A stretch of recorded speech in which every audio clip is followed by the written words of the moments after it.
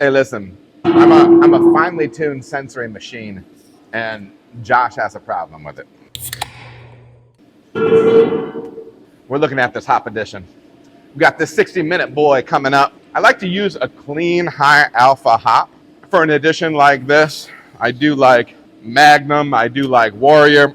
When I was talking to some of the UK homies, they expressed some concern about using Warrior as a 60-minute hop edition.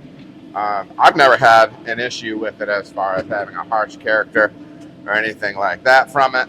So, you know, small hop edition up front. Let's see if we can. Ba-boom.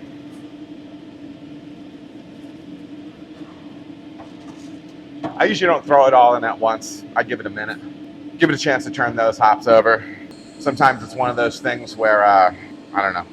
If a kettle's going to boil over, it's usually during a hop edition, especially that first one. So I like to baby it a little bit right over the shoulder. You can see it foaming up right now. And that'll turn right back over and fall back into itself. So anyways, that is our 60-minute edition. I'm going to set a timer. And we're going to do the thing. Right now, Josh is on to washing kegs. I'm probably going to start looking at, I am going to start setting up stuff on the water side as far as hooking up water for the heat exchanger for cooling, everything like that, making sure our yeast is ready to go. We're going to be pushing yeast from a brink that we got from Sauce Boss today. So, yeah, man, we're rolling right through. We will catch up with you with a 20-minute hop edition. Hiccups. 20-minute hop edition, and we'll talk a little bit about what hop that is and why we're using that in this beer.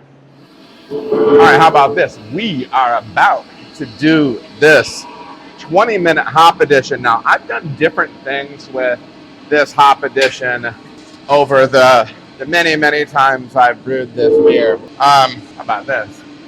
All right, so here's this hop edition.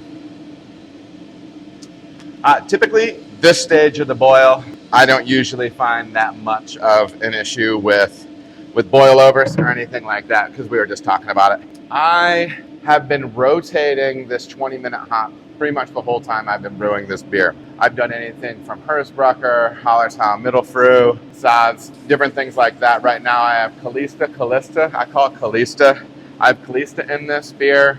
Which is not super traditional. If you do want to be more traditional with this, potentially look for something more like a Saaz, Mittelfrüh, Hersbrucker, whatever you prefer. The reason that I rotate that is I don't know these hops very well, and I want to see how they express in the finished beer. It's not a massive addition, but it does give a little character, and that's something that I like in this beer. So anyways, that's where we're at right now. What else? It's popping off. We've got big Josh Alfred down there washing some kegs. We have the shorty, we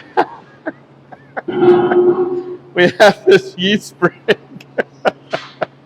I'm still laughing at that yeast spring. I can't figure out why. But we do have yeast that we're going to be knocking into there. We're going to be whirlpool and all that cool stuff soon, so we'll keep in on it. All right, we just hit our timer. It was a 90-minute boil for this, so it was our 90-minute timer. So we're going to go up and cut the steam. For us, that's a two-part process. One, clipping this, and then shutting the steam valve over here. Boom. And then we're going to start up our whirlpool. So I'm going to be opening this whirlpool valve, which runs in along the side of the kettle, and then this kettle drain. Boom. And that's going to link those up. I'm going to start up the pump, and I'll show you what this does in the kettle. This is where we're at right now. And you're going to start being able to see this whirlpool form. Maybe. My light might not be good enough for you. But it is going to be pumped around the outside of the kettle. You're not going to get like some big dipping vortex in the middle of it. What this is, let's get the where it's spinning. And then when I turn that off, I use Whirlfloc, so a kettle coagulant, which will help protein and stuff stick together. And then that'll form a nice kind of cone of that trube or protein in the center of the kettle, and I'll be able to run clear wort off of that through my heat exchanger. You will catch up with us after the whirlpool when we are running off to the fermenter through the heat exchanger, because that's the next step. You better straighten up, son. I think we're ready, right?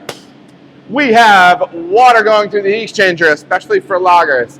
We need to run a CLT water. CLT is just a large cold water tank where for us, we'll get it around 40 degrees. We'll put that through one channel of the heat exchanger. The other channel of the heat exchanger will receive cold city water. We are getting ready to put hot wort through the heat exchanger with cold wort coming out, because we are putting cold water through the heat exchanger and hot water is coming out. That's because it's exchanging heat. Nailed it. Nailed it. I mean, what you mean? All right, let's run it backwards, huh? I think we should be good at 7. Are you open over there, homies? We are now. Badoom. We're in good shape. We can up this. Now we have some, let's see, maybe I can show you this. I'll be over here, bro. Right now, Josh you're seeing liquid. Point right to the sight glass, Josh. Point to the sight glass. Boom. Wort going through there. We're going to blow that through real nice and good. I think you're probably good there, brother. You can take that, switch it. So we are now going from dumping wort, sanitizer and dilute wort down the drain. Do we have positive pressure there? Yay. This means our tank is sealed because we are displacing head space. And shortly here, we're going to push yeast out of this big daddy. Why that thing cracks me up, I don't know. I don't know what to tell you, but I love it. Anyways, we are running off. I'm going to check my temperatures, make some adjustments, make sure I'm running off at 50 degrees like I want to. And then we will get some yeast pushed into this thing. And then we're going to be making the beer. All right, so you'll be able to see what we have going on here. On this side right here, I have gas coming into this brink. And then over here, arm down, you'll be able to see yeast flow through here. And we're going to cut that in line here. So you're going to see me shake this brink a little bit too. And the idea just being I want to get every bit of yeast that's in there. You're welcome. Getting everything pushed in here. And then really the main idea with the lager ferment is we're going to go relatively low and slow. We do kind of do a progressive fermentation profile with this, but I can fill you in on that more on the recipe side, how we handle that. Lager beer, just like anything else, it's about being clean, having an appropriate pitch for what you're working with beer-wise, for what you're working with wort-wise. And yeah, knocking out nice and cold, pushing our yeast, and we're feeling good about things. So listen, people, the next time you see me is going to be on the tasting side, all right? All right, everybody, thank you so much for watching. If you feel as if you got any value out of the video, please like and subscribe. There are also other videos that you can watch. They're going to maybe be over here or over here. Appreciate you watching.